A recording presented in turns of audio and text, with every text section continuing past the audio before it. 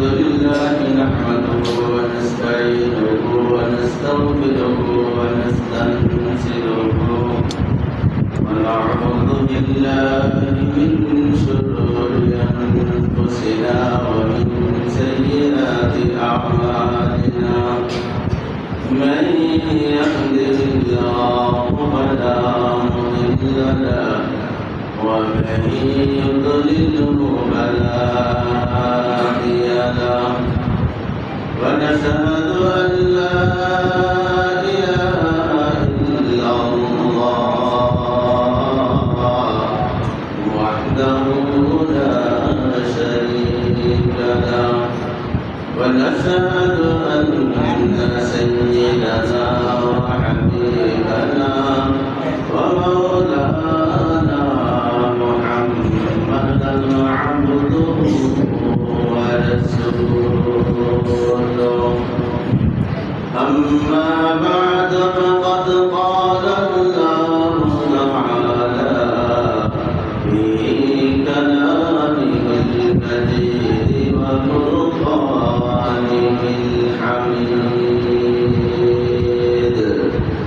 أعوذ بالله من الشيطان الرجيم بسم الله الرحمن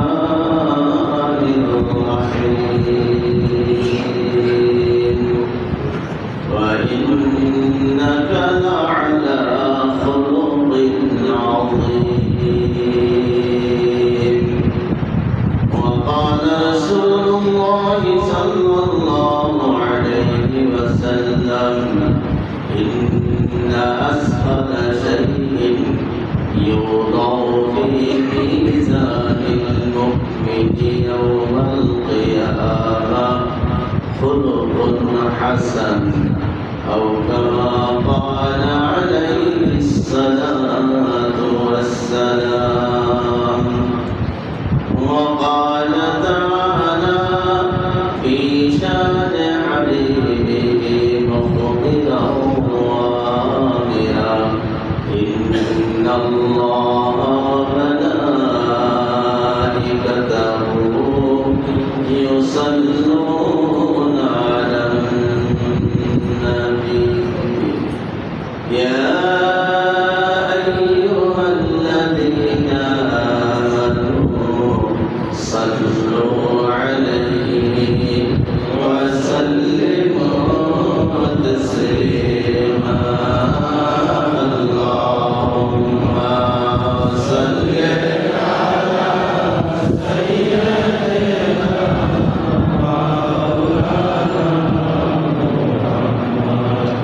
وعلى آل سيدنا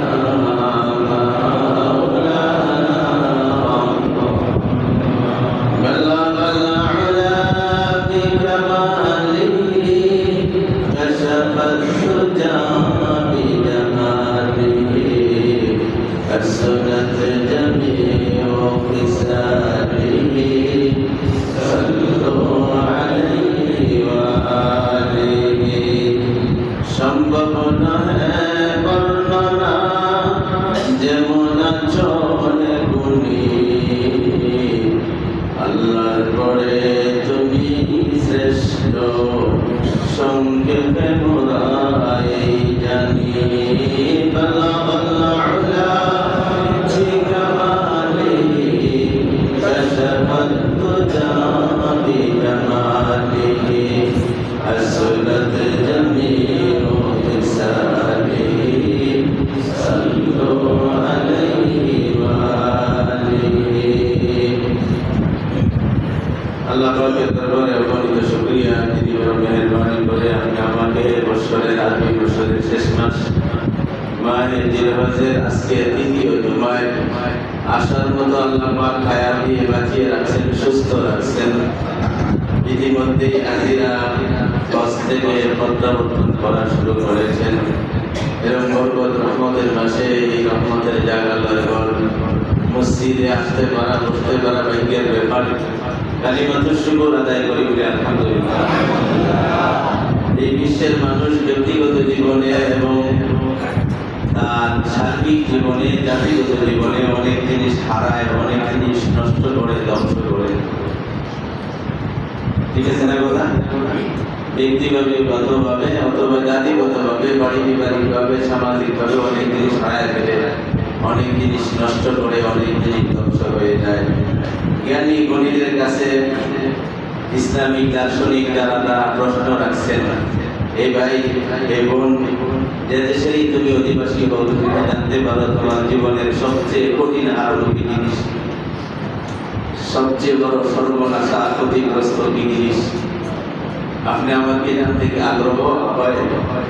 হ্যাঁ, সবচেয়ে বড় ক্ষতি কি, সবচেয়ে বড় হারাইলাম কি জিনিস, কি সম্পদ, কি বস্তু নষ্ট করলাম? ইসলামিক দার্শনিক যারা, গুণীগণ যারা, আধ্যাত্মিক জগতের বলি যারা, তারা সাধনা করে, গবেষণা করে ইত্যাদি বাহির করছেন। আমরা শুধু একটু দেখবো তাদের এই অনেক কষ্টলব্ধ বস্তু, তাদের এই বিবৃতি আমাদের চিন্তা চেতনা, আমাদের ধ্যান ধারণার সাথে মিলে, ঠিক না? তারা বলতেছে তুমি কি হারাইলা, জাতি কি হারাইল, সবচেয়ে বড় জিনিস কি হারাইল? আল্লাহ আল্লাহ। দার্শনিকরা বলতেছেন আরবি ভাষায় মানুষের জীবনে হারায় অনেক সময় অর্থ, ঠিক আছে না? অর্থ নষ্ট হয়ে যায়, ধ্বংস হয়ে যায়, হারায় না। ফুকদান নকুদ বলে বলতেছে লাইসা বিশাই, এটা কোনো ব্যাপারই না, এটা কোনো জিনিসই না। অর্থ সম্পদ হারায় যাওয়া লাইসা বিশাই, এটা কোনো উল্লেখযোগ্য বস্তু নয়। বা ফুকদানুল মাল, অনেক সময় মানুষের সম্পদ নষ্ট হয়, অর্থের সাথে সম্পৃক্ত বলে সম্পদ নষ্ট হয়ে যায়। লাইসা বিশাই, এইটাও তেমন কোনো উল্লেখযোগ্য বিষয় নয়। অনেক সময় মানুষ এই পৃথিবীর বাস্তবতার জীবনে অনেক নিম্ন বংশ তাদের জন্ম হয় বলে নিম্ন বংশে জন্ম নেওয়াটাও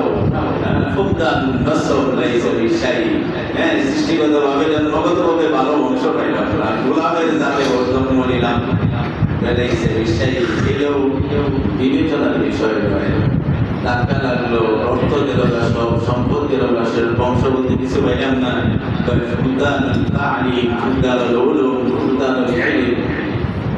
বলে এমন এক জায়গায় সব মানুষের ভাইকে সমানভাবে অর্জন করা বিদ্যা সম্ভব হয়, তাহলে এটা অনেক সময় অনেক জাতি ব্যক্তি জীবনে, পারিবারিক জীবনে হারায় ফেলে, অনেক জাতীয় তাকে অশিক্ষিত করে।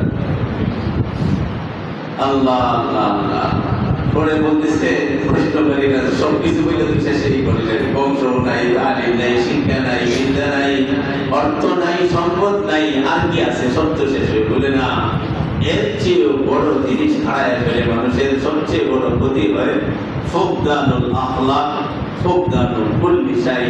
যার জীবনের চরিত্র নষ্ট হয়ে গেছে, ব্যক্তি জীবনে, পারিবারিক জীবনে, জাতিগত জীবনে, যে জাতি, যে ব্যক্তি, যে পরিবার চরিত্র গুণ থেকে দূরে সরে গেছে, বঞ্চিত হয়েছে, হারায় গেছে, নষ্ট হয়ে গেছে, যাদের চরিত্র, আখলাক, আত্ম বলে ফুকদানুল কুল্লি শাই, সে যেন পৃথিবীর সব কিছু হারায়, সে যেন পৃথিবীর সব কিছু হারায়। আল্লাহ এই জন্যই কোরআনে কারীমের আয়াত কানা আজকে উদ্ধার করা হয়েছে। আল্লাহ রাসূলকে আল্লাহ পাক বলতেছেন, বন্ধু, যেটা হারাইলে পৃথিবীর সব হারানোর সমতল বা তার চেয়েও বেশি, সেই হারানোর থেকে আমি তোমাকে হেফাজত করে এই বিশ্বের মানব জাতি রাসূল নবীদের ভিতরে সবচেয়ে বড় আখলাক, সবচেয়ে বড় চরিত্র, সবচেয়ে বড় আদর্শ বন্ধু মুহাম্মদ আমি আল্লাহ তোমাকে দান করলাম। যেটা হারাইলে সব হারায়, সেইটা তোমাকে হারাইতে দেই নাই। সবচেয়ে বড় আদর্শের অধিকারী, সবচেয়ে বড় চরিত্রের অধিকারী বানাইছি আমি বন্ধু মুহাম্মদ তোমাকে।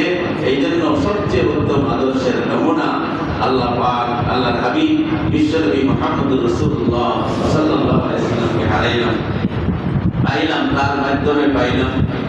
আল্লামা ডক্টর ইকবাল সেই দিকে গীত করে বলতেছেন, পানি মে আগ জ্বালানা হে মুশকিল খুব লক্ষ্য করে শুনি, বড় দার্শনিক, বড় আধ্যাত্মিক জগতের ওলিও বর্তমানে আমরা অনেক ওলামায়ে কেরাম বলতেছি। আল্লামা ডাক্তার ইকবাল, পানি মে আগ জ্বালানা হে মুশকিল, পানির ভিতরে আগুন জ্বালানো কঠিন, ঠিক না?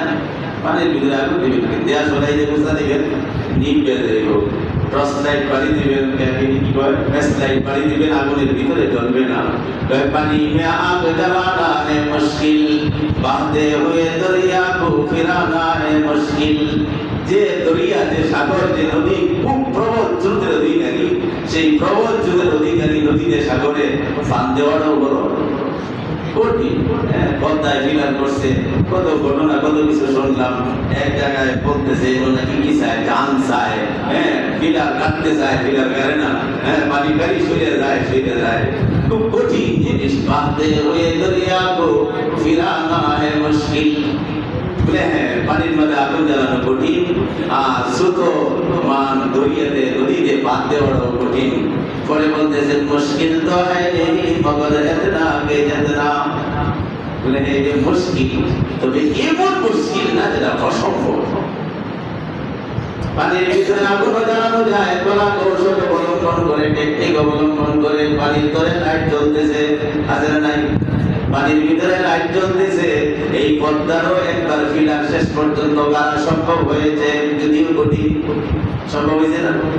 এই জন্য আল্লাহর ওলি আল্লামা ইকবাল বলেন মুশকিল তো হয় নেহি, বলে হ্যাঁ মুশকিল তো আছে, তবে এতটা না, এতনা কি যেতনা, যতটুকু অনেক চেষ্টা করে সেই মুশকিলটাকে আসান করা যায়। বলে আপনি কি বলতে চান? বলছি এর চেয়েও কঠিন মুশকিল হলো বিগড়ে হয়ে কো সুধরানা হে মুশকিল।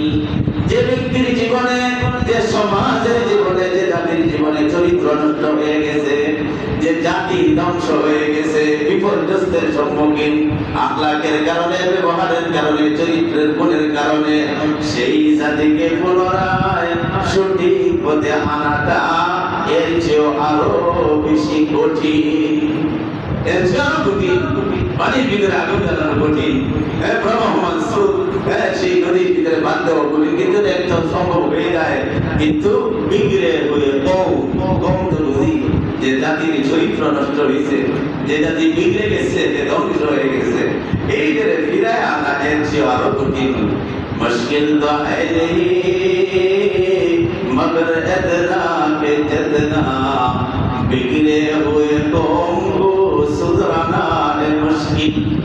সুধরানা বুঝি তো, সুধরানো হিন্দির সাথে মিল আছে, সুধরানা হে মুশকিল। আল্লাহু আকবার।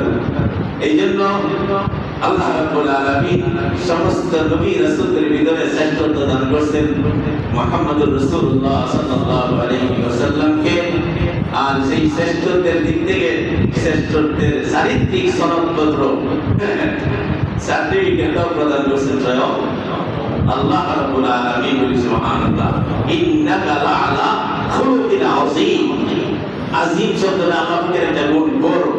যে কত বড়, মানে আল্লাহ পাকের সাথে লাগাইলে তার আজিম বড়ত্বের বর্ণনা করে শেষ করা যাবে না। বলে তোমাদের ভিতরে, তোমাদের সমাজে, তোমাদের দেশে, সারা বিশ্বে অনেক বড় লোক আছে। বলে যতই বড় লোক থাকুক, একবার যদি তার সম্পদের হিসাব টানা শুরু হয়ে যায়, একবার না একবার, এক সময় না এক সময় তার সম্পদের হিসাব হয়তো শেষ পর্যন্ত পৌঁছা যাবে। কিন্তু আজিম নামের অর্থ যে বড় বলা হয়েছে, এমন বড়, এমন মহান, যার বড়ত্ব বর্ণনা করে কোনদিন শেষ করা যাবে না। সেই গুণটাই ব্যবহার করছেন বিশ্বনবী মুহাম্মদুর রাসূলুল্লাহ সাল্লাল্লাহু আলাইহি ওয়াসাল্লামের সাথে। ফাইন্নাকা লাআলা খুলুকিন আযীম। বন্ধু মুহাম্মদ, নিশ্চয়ই তুমি মহান, অনেক বড় চরিত্রের গুণের উপরে অধিষ্ঠিত। সুবহানাল্লাহ। এই বড়ত্বের বর্ণনা করে কোন কুল কিনারা করা যাবে না। আল্লাহর হাবিব তার পবিত্র জবানে তাই বলে দিলেন, হে আমার উম্মতেরা, উম্মতের সিরিয়ালের ভিতরে তোমরা আসলা দুনিয়া সবার শেষে, কিন্তু জান্নাতে যাবে রে আমার উম্মত। বানর বেদের নাম সমস্ত নবীর উম্মতের আগে। সুবহানাল্লাহ। আসলা সিরিয়ালের শেষে, ট্রেনের মতো আইবনে না পড়ে সাইডে দিবসে না, আগে আসলা উম্মতের সিরিয়ালের শেষে, আর জান্নাতে যাওয়া সমস্ত নবীর উম্মতের উম্মতের উম্মতের আগে। সুবহানাল্লাহ বলে জানা ঘটনা কি? কোথায় আদম আলাইহিস সালামের যুগ, কোথায় ইব্রাহিম আলাইহিস সালাম, কোথায় মুসা আলাইহিস সালাম, হাজার হাজার বছর আগে তারা চলে গেছে। তারা উম্মতকে নিয়ে ওই জান্নাতের অপেক্ষা করতে থাকবেন। নিজেরা নিজেদের চিন্তা নিয়ে ব্যতিব্যস্ত থাকবেন। এই দিক দিয়ে ফয়সালা হবে, সিদ্ধান্ত হবে, ঘোষণা হবে। এই উম্মতে মুহাম্মাদি আইনা কুনতুম, তোমরা কোথায়? তোমাদের জন্য জান্নাত উদ্যোগের ব্যবস্থা করা হয়েছে। তোমরা না যাওয়া পর্যন্ত এই বিশ্বের কোন নবীর উম্মতের জন্য জান্নাতের দরজা খোলা হবে না। সুবহানাল্লাহ, সুবহানাল্লাহ। সেই বিশ্ব নবী রহমতের নবী বলেন, ও আমার উম্মতেরা, ভালো রূপে জেনে নাও, সেই শ্রেষ্ঠত্ব, সেই বুজুর্গি, সেই সম্মান করে রাখার জন্য তোমাদের ঈমানের সাথে আমলের প্রয়োজন। ঈমান আমলের ভিতরে, ইবাদতের ভিতরে তোমার যখন নেকি প্রতিবেদন করা হবে, আল্লাহ পাক দাঁড়িপাল্লা, কত সময় বলতেছিলাম দাঁড়িপাল্লা আছে, মিজান আছে, মিজান কায়েম করে রাখছেন। এই মিজানের ভিতরে তোমার জিন্দেগির হজ, তোমার জিন্দেগির নামাজ, তোমার জিন্দেগির যাকাত, তোমার জিন্দেগির মসজিদ বানানো, মাদ্রাসা বানানো, জনকল্যাণে যত রকমের কাজ করছো, তাসবিহ, তাহলিল, দাওয়াত, তাবলীগ। ও ভাইরা, ও বন্ধুরা, ভালো করে শুনেন, বলে জিন্দেগির অর্জিত সমস্ত নেক আমল তোমার নেকের পাল্লায় দেওয়া হবে। ও উম্মতরা, সাবধান, সাবধান, সাবধান। আমি আখিরি জামানার পয়গম্বর, তোমাদের বন্ধু। আমি বলে গেলাম, তোমার নামাজ, তোমার তাসবিহ, তোমার তাহলিল, তোমার যাকাত, তোমার হজ, তোমার তাবলীগ, আর তোমার সেই রকমের জনকল্যাণের সকল ইবাদত করব। এর ভিতরে নেকের পাল্লার ভিতরে সবচেয়ে বেশি ওজন হয়ে যাবে তোমার চরিত্রের ওজন। সবচেয়ে বেশি ওজন হবে তোমার চরিত্রের ওজন। সুবহানাল্লাহ বলতে পারছেন না? চরিত্রের ওজনটা সবচেয়ে বড় বেশি হবে। সুবহানাল্লাহ, সুবহানাল্লাহ। আজকে খুতবায় এই আয়াতের সাথে আল্লাহর হাবিবের হাদিস খানা পাঠ করেছি। নবী তাকিদ করে শব্দ করে বলেন, ইন্না, নিশ্চয়ই, আসকালা শাইইন, অধিক ভারী বস্তু, নিশ্চয়ই অধিক ভারী বস্তু, ইউযাউ ফি মিজানিল মুমিনিন, ঈমানদারের পাল্লায় রাখা হবে। তা হবে খুলুকুন হাসান, সুন্দর চরিত্র। সুবহানাল্লাহ, সুন্দর চরিত্র সবচেয়ে নেকের পাল্লাটাকে দাবায় দিবে। তাই সবক বলো, আমি আমার চরিত্রটাকে সংশোধন করি। গত সময় বলছিলাম, বন্ধুরা, আমরা কয়েকদিন আগেই পশু, নিজের গৃহপালিত পশু, বনের পশু, গৃহপালিত পশু কুরবানি করেছি। সেই ইসলামিক দার্শনিকরা চরিত্রের বর্ণনার ভিতরে বর্ণনা করেন, আল্লাহ পাক যেন তোমার কাছ থেকে চায়, আয়াতের বর্ণনায় বোঝা যায় তোমার কুরবানির পশুর গোশত, রক্ত, হাড্ডি, চামড়া একটাও তো আমার কাছে আসে নাই বান্দা। আমার কাছে আসে তোমার দিলের, মনের অবস্থা। তোমার মনের অবস্থা, তোমার চরিত্রের গুণাবলী আমি আল্লাহ পাক দেখতে চাই। পশুটা যে কোরবানি করলাম, আমি যেন এই পশুর কোরবানির ভিতরে, গৃহপালিত পশুর কোরবানির ভিতরে, বনের পশুর সাথে আমি তোমার মনের পশুরা জবাই করতে চাই। সুবহানাল্লাহ, মনের পশুরা জবাই করতে চাই। মনের ভিতরে পশুরা যেন না থাকে। বলে এই যে কেমন জিনিস, বলে পশুর ভিতরে কিছু গুণ আছে, চরিত্রের, চারিত্রিক বিরোধী গুণ, চরিত্রের বহির্ভূত, আদর্শের বাহিরের গুণ পশুর ভিতরে আছে। আছে হিংসা, আছে না নাই? বিরাট বড় কাছের ভিতরে কাজ দিলেন, 7টা গরু গাইতে পারে, 2টা গরু একসাথে বাইতে দেন, নিজের খাওয়া বাদ দেয় করে গোটা দেয়। আল্লাহ পাক রিজিক দুনিয়াতে অনেক দেয়া আছে, কারো কম করার কথা না। আমার কাছে কি আছে আমি অর্জন করতে চেষ্টা না করে আরেকজনের ক্ষতি করার জন্য চেষ্টা করি। মানুষের ভিতরে আছে না নাই? অনেক কিছু পাইলাম, এরপরে লোভ সামলাইতে পারি নাই বলে পশুদের গুণ, হিংসা, টাকাপুরি, অহংকার, বড় নিন্দা, এই সমস্ত পশুর ভিতরে আছে, ছাই পায়ের জন্তুর ভিতরে আছে। এটারে তুমি জবে করছো, আমি পরিষ্কার বলছি, তোমার জবে করা পশুর গোশত আমার কাছে আসে না। রক্ত তোমার গর্তের ভিতরে জমা ট্রেনে চলে যায়, চামড়া তো মাদ্রাসা লিল্লাহ বোর্ডিংয়ে চলে যায়। গোশত কিছু গরিবদের ঘরে, আত্মীয় স্বজনের ঘরে, কিছু নিজের ফ্রিজে চলে যায়। আমার দিনা কি বলে, আমি চাইছি তোমার মনের ভিতর পশুরা জবে করছো কিনা। মনের পশুরা জবে করা চারিত্রিক বহুত বড় গুণ, সেই গুণটা যেন আমার ভিতরে আসে। আল্লাহ পাক এই কুরবানির দ্বারা সেটা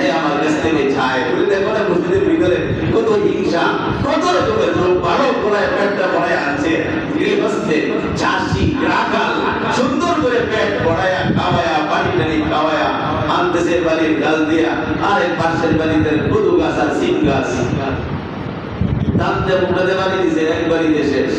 আসলে নাই এই কুশল গুণ আমাদের ভিতরে, মানব জাতির ভিতরে, সমাজের ভিতরে কোনো প্রয়োজন নাই। পেটটা ভরা, ব্যাংকটা ভরা, পেট ভরা, ব্যাংক ভরা, আসলে নাই। এরপরে রূপ সামলাইতে ইচ্ছাকে ফুল ক্যান্সার আহাল আসছে গাছ। তবে বন্ধুরা জেনে রাখো, এর ক্ষতি হবে। তোমাদের লালন করতেছো, হিংসা করতেছো, আরেকজন আক্রমণ করতেছো, এটা তোমার লাভের দেখতেছো, লাভ লাভ লাভ নাই, বরং আছে ধ্বংস ধ্বংস ধ্বংস। আল্লাহ নবী বলেন, মাওলানা রুমি বলেন,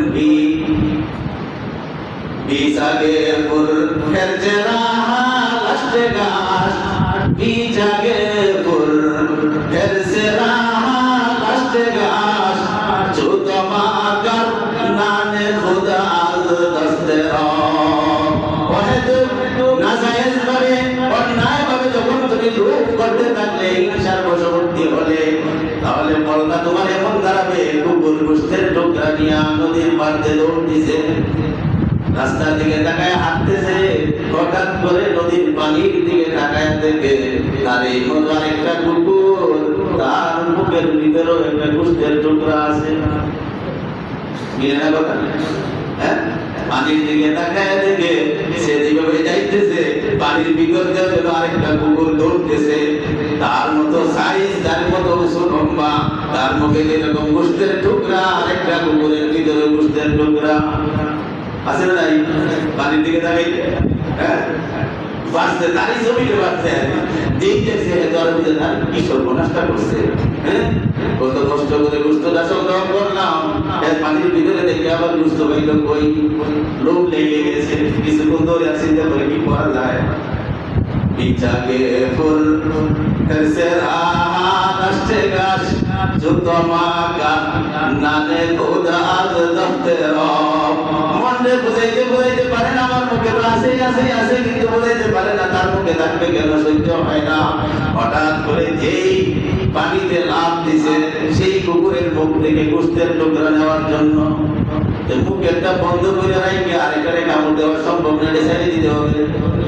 নিজেরটা ছেড়ে দিয়ে পানির ভিতরে কুকুরের গোশত ধরার জন্য লাফ দিছে, খাইছে না, ডাবল হয়েছে না, একটাও নাই, নিজেরটাও গেছে, পানির ভিতরেরটা তো নাই গিয়ে যাবে। কথা ঠিক? হিংসাকারীরা ও লোভীরা অন্যায় ভাবে হিংসার বশবর্তী হইয়া চরিত্রটা যদি নষ্ট করে দাও, ব্যক্তি জীবনে হোক, পারিবারিক জীবনে হোক, জাতিগত জীবনে হোক, সেই দার্শনিকের কথা, অর্থ হারাইলা কিছু ক্ষতি হয় নাই, সম্পদ হারাইলা কিছু ক্ষতি হয় নাই, লেখাপড়া যেমন করতে পারো নাই তেমন ক্ষতি হয় নাই, তুমি এমনি ভাবে বলো কোন উচ্চ নামের বংশে জন্ম নিতে পারো নাই তেমন কিছু হয় নাই, বরং সবচেয়ে বড় সর্বনাশ হয়ে যাবে তোমার ভিতরের চরিত্রটা যদি ধ্বংস হয়ে যায়। খুব গালো আল্লাহ, খুব গালো বললি, সবচেয়ে বড় আল্লাহ রাব্বুল আলামিন আল্লাহু আকবার নবীকে আদর্শের শিক্ষা দিয়া একটা মেডিসিন দিয়েছে, একটা ঔষধ দিয়েছে চরিত্র গঠনের জন্য। এই বিজ্ঞান তত্ত্ব প্রযুক্তির জমানায় অন্যদিকে যায় না, চরিত্র মানুষের সংশোধনের জন্য আমি বড় একটা ঔষধ দিয়েছি। দুনিয়ার ডাক্তাররা অনেক সময় প্রেসক্রিপশন লেখে উল্টা পাল্টা হয়ে যায়, ভুল হয়ে যায়, চিকিৎসা করে বাঁচানোর জন্য অপারেশন হয় জীবন দেওয়ার জন্য, অপারেশনে জীবনটাও চলে যায়। আজের নাই আল্লাহ রাব্বুল আলামিন যেন বলতে চায়, বান্দারে এমন একটা ঔষধ, এমন একটা মেডিসিন, এমন একটা প্রেসক্রিপশন আমি তোমার জীবনে দিলাম, বল নাই ভুল আছে, হ্যাঁ, উল্টাপাল্টা হয়ে যেতে পারবে, প্রেসক্রিপশন দিছি। ইন্নাস সালাতা তানহা আনিল ফাহশাই ওয়াল মুনকার, ইসলামের পাঁচটা রূপের ভিতরে ঈমানের পরে আমি নামাজ রেখেছি। আমি আল্লাহ পাক যেন ঔষধের মতো একটা মেডিসিন, একটা ডোজ তোমার জীবনে প্রয়োগ করলাম। যে যে অবস্থায় থাকো, লেখাপড়া থাকার না থাক, অর্থ সম্পদ যেমন থাকার না থাক, ধন সম্পদ যেমন থাকার না থাক, টাকাতে বাড়িওয়ালা হও আর বাড়ির যারা হও, ভাড়াটিয়া হও, গাড়ির নিজে মালিক হও আর পয়সা দিয়ে চলে যাও, বংশ তেমন দরকার নাই, যেমন আমি আল্লাহ পাক সিদ্ধান্ত দিয়েছি তেমন পাইছো। তোমার সার্বিক অবস্থায় ভিতরের চরিত্রটা ধরে রাখার জন্য সারা বিশ্বের সবকিছু পাওয়ার সব সমান। আমি তোমাকে একটা মেডিসিন দিলাম, ঔষধ দিলাম, প্রত্যেকটা বয়স্ক নারী পুরুষ তাদের জীবনে পাঁচ ওয়াক্ত নামাজকে বাধ্যতামূলক ভাবে কবুল করে নাও, গ্রহণ করে নাও। পাঁচ ওয়াক্ত নামাজকে তুমি কায়েম করে দেখো, এই মাথা থেকে পা পর্যন্ত তোমার শরীরের ব্যবহারের নাম চরিত্র। ওটা ঠিক না বেটি? তোমার শরীরের ব্যবহারের নাম চরিত্র। আমি আল্লাহ পাক গ্যারান্টি দিতেছি, তোমার হাতের দ্বারা, তোমার চোখের দ্বারা, তোমার মুখের দ্বারা, তোমার শরীরের দ্বারা, তোমার অঙ্গের দ্বারা চরিত্রিক চারিত্রিক বিরোধী, চরিত্রের উল্টা কোন রকমের অন্যায়, কোন রকমের অশ্লীলতা, কোন রকমের নিন্দনীয় জিনিস তোমার শরীরে কাজ করতে পারবে না। ইন্নাস সালাতা, যেভাবে আল্লাহর হাবিবকে আল্লাহ পাক বললেন, আল্লাহর রাসূল যেভাবে বলতেছিলেন নিশ্চয়ই অধিক ভারী জিনিস মিজানের পাল্লায়, সেই নিশ্চয়তার সাথে আল্লাহ পাক বলতে চায় নিশ্চয়ই নামাজ সকল প্রকার গর্বিত, নিন্দনীয়, অশ্লীল, মন্দ, খারাপ কাজ থেকে ফিরায় রাখে। আল্লাহর হাবিব তাফসীর করে আইনা ওই আজকের ঘটনার সাথে মিলান। বন্ধু, তুমি ঢাকায় আসো, দীর্ঘদিন ধরে বাড়িতে যাও নাই, বৃদ্ধ মা বাবা, এক সময় জীবন আসতো, বাবারে তুই আসলে না, চিকিৎসা তো যথারীতি নিলাম, কিন্তু জীবনের শেষে তোমাকে দেখতে পারলাম না। এমন চাপের সম্মুখীন, বাবাকে দেখতে পাই নাই, বাবা চলে গেল, কবর আসলো, বাবা নাই, কাফন দাফন শেষ, কবর আসলো, কিছুদিন পরে মা নাই, বলে সেও তো ক্ষতিগ্রস্ত হলো, মা হারাইলো। কিছুক্ষণ পরে সংবাদ আসলো তোমার স্ত্রী নাই, কিছুক্ষণ পরে সংবাদ আসলো তোমার আত্মীয় স্বজন কেউ নাই। আস্তে আস্তে এমন কলেরা, এমন রকমের ডেঙ্গু আর এমন রকমের করোনা তোমাকে ধরেছে, একজন আরেকজনকে সাহায্য করার ব্যবস্থা নাই, সিরিয়াল করে সব নষ্ট হয়ে গেছে। এই লোকটা তো পৃথিবীতে বাস্তব ঘটনা, আল্লাহর ওলিরা ঘটনা করছেন। মা নাই, বাবা নাই, স্ত্রী নাই, সন্তান নাই, লোকটা পৃথিবীতে থাকতে মনে হয় আমার সব কিছু হারায় গেছে, আমি তো আর কিছুই নাই, সব তো আমার শেষ। কিছুক্ষণ ধরে খবর আসলো, বন্ধুরে তোমার তো ভালো করে জানা আছে, তোমার বাড়িটা ছিল পদ্মার পাড়ে, এমন ভাঙ্গা ভাঙছে রে, একটা ধাক্কা দিয়ে আত্মীয় স্বজনরা আগে শেষ, বাড়ির পিঠাখানা ছিল একটা নিদর্শন, একটা চিহ্ন, পদ্মার একটা ধাক্কায় তোমার বাড়ির পিঠাটা নদী গর্ভে চলে গেছে। এই লোকটা তার কি আছে? কিচ্ছু নাই। এত বড় ক্ষতি, এত বড় সর্বনাশ, এত বড় ধ্বংস, কিছুই তার সামনে নাই। আল্লাহর হাবিব উদাহরণ দিয়ে হাদিসের শব্দগুলো বললাম। আল্লাহর হাবিব উদাহরণ দিয়ে বলতেছে, আমার উম্মতেরা ভালোরূপে শোনো, ভালোরূপে জানো, ভালোরূপে বুঝো, ভালোরূপে ধরো। এই যে লোকটা ক্ষতিগ্রস্ত হলো, সব কিছু হারাইলো, তার সামনে কিছু নাই। আমার উম্মতেরা, আমি নবী মুহাম্মদ তোমাদের জন্য সবক দিয়ে গেলাম, এর চেয়েও বেশি ক্ষতিগ্রস্ত হয়ে গেল আমার উম্মতের এই পুরুষ, এর চেয়েও বেশি সর্বনাশার সম্মুখীন হলো আমার এই উম্মতের নারী, যার জীবন থেকে একত্ব নামাজ হারায় গেল। একত্ব নামাজ তার জীবন থেকে হারায় গেছে, এর চেয়েও বেশি সর্বনাশের সম্মুখীন হয়েছে এই লোকটা, এই উম্মত, এই পুরুষ, এই নারী, যার জীবন থেকে একত্ব নামাজ নষ্ট হয়ে গেছে। সুবহানাল্লাহ। ফুকদারুল আখলাক, ফুকদারুল কুল্লি শাই, যেটা ছিল তোমার চরিত্র গঠনের মূল মন্ত্র, এই ব্যক্তি, এই পরিবার, এই সমাজ, এই জাতি, সেই ঔষধটাকে তুমি ছেড়ে দিয়েছো। এই জাতিকে শুধরানো আল্লাহর দেওয়া সিস্টেমের বিকল্প আর কোনো পদ্ধতি সম্ভব হবে? বিভিন্ন সময় বিভিন্ন বিজাতিদের অনেক রকমের গুণকীর্তন আমাদের সামনে আসে, মানব কল্যাণ, মানব সেবার অনেক কিছু আমরা শুনতে পাই, বলে শেষ পর্যন্ত তলায় দেখো এই কল্যাণের পিছনে বড় সর্বনাশ তাদের চুবল দেওয়ার জন্য তৈরি হয়ে আছে। ইহুদি নাসারা বেঈমান বৌদ্ধিক যারা মুসলমানদের কল্যাণের জন্য কিছু করে, চারিত্রিক কিছু গুণাবলীর প্রকাশ, এগুলি সাময়িক, এগুলি একটা সীমিত, এরপরেই দেখা যায় বড় সর্বনাশের হাতছানি আছে। আল্লাহ পাকের দেওয়া যে ভ্যাকসিনেশন, বিশ্বনবী মুহাম্মদুর রাসূলুল্লাহ সাল্লাল্লাহু আলাইহি ওয়াসাল্লামের যে আদর্শ, সেই সবক দেখা গেছে এদের শুরু মাঝ শেষ সবটা শুরু উম্মতের কল্যাণ, কল্যাণ, কল্যাণ, ইহকালিক এবং পরকালিক। সবাই বলি আলহামদুলিল্লাহ। এই অন্তরের ভিতরে সেই বিশ্বাসটা নিতে হবে, ইসলামের কোন রীতিনীতির ভিতরে মানুষ দুনিয়াতে ক্ষতিগ্রস্ত হবে এরকম কোন বিধান আল্লাহ এই মানব জাতির জন্য দেয় নাই। এমন কোন আদর্শ আকায়ে নামদার তাজদার মদিনা মুহাম্মদুর রাসূলুল্লাহ সাল্লাল্লাহু আলাইহি ওয়াসাল্লাম দেয়। তাই বলতেছেন, হুসনে সুরত চাঁদ রোজ আসমান, হুসনে সিরত মুস্তাকিল, হুসনে সুরত চাঁদ রোজ আসমান, হুসনে সুরত মুস্তাকিল। তোমার ভিতরে শারীরিক সৌন্দর্য, আর্থিক সৌন্দর্য, সম্পদের সৌন্দর্য, লেখাপড়ার সৌন্দর্য, এইগুলি হলো একটা সীমিত সময়ের জন্য, কিন্তু তোমার চারিত্রিক সৌন্দর্য নিলে অমর, যুগ যুগ ধরে না চলতেই চলতেই। उससे खुश होता है आगे, उससे खुश होता है दिल। আসলে মানুষের চোখ, মানুষের দিল আর মন, এই আর্থিক সৌন্দর্য, সম্পদের সৌন্দর্য, লেখাপড়া, সার্টিফিকেট সৌন্দর্যের কারণে মানুষের চোখ আর মন ঠান্ডা হয় না, বরং মন আর ঠান্ডা হয়, চোখ ঠান্ডা হয় মানুষের ভিতরে যখন চারিত্রিক সৌন্দর্য দেখে। জামালুল ওয়াজহে মা কবিহিন নুফুসি কাইন্দিলিন আলা কবরিল মাজুসি। জামালুল ওয়াজহ, যারা সৌন্দর্যের অধিকারী একটা ব্যক্তি, শারীরিক সমস্ত সৌন্দর্য সেন্সের অধিকারী একটা ব্যক্তি, কিন্তু সে যদি হয় বিধর্মী, সে যদি হয় মুশরিক আর কাফের, মুজুস, অগ্নি পূজক, আগুনের পূজারী সে যদি হয়, আর তারে যদি কবরস্থ করা হয়, সুন্দর মানুষ, সুন্দরের কোনো শেষ নাই, সমস্ত গুণ সুন্দর তার ভিতরে আছে, কবরের ভিতরে দাফন করে দিয়েছেন। এই সৌন্দর্যের দ্বারা কবরে সামান্য আলো, উম্মত সাবধান, চরিত্রটা ভালো করে যাও, লেখাপড়া চাইতা, রাজনৈতিক ক্যাটাগরি তোমার যেখানে হোক না কেন, পদমর্যাদা, শিক্ষা দীক্ষা, বংশ, অর্থ সম্পদ যেখানে হোক না কেন, চরিত্রটা সুন্দর নিয়ে ঢুকে যাও। আল্লাহর নবী বলেন, মদিনার থেকে আল্লাহ পাক কুরআনের আলোটা আমাকে দিয়েছে, তো আমার উম্মত বাংলাদেশের এই দামধরা, বাংলাদেশের আজিমপুরে এই জালালবাগের গুরুস্থানের ভিতরে আমি আল্লাহ পাকের মাধ্যমে পৌঁছায়া দিব। চারিত্রিক গুণ অর্জন করে কবরে যাও, কবরটা আলোকিত হবে। আল্লাহর ওলি তাই বলতে চায়, জামালুল ওয়াজহে মা কবিহিন নুফুসি, সুন্দর শরীরের অধিকারী, স্বাস্থ্যের অধিকারী, চামড়া সুন্দর, সব কিছু নিয়ে কবরের ভিতরে ঢুকছে।